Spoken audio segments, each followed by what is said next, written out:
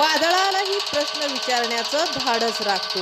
अविवेकाच्या वाऱ्याला तो विकासाचे आव्हान देतो. माननीय खासदार विशालदादा पाटील यांना सांगली एस न्यूज कडून जन्मदिनाच्या हार्दिक शुभेच्छा.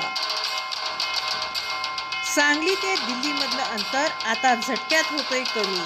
दिल्लीमध्ये सांगलीचा आवाज बनलाय तुम्ही.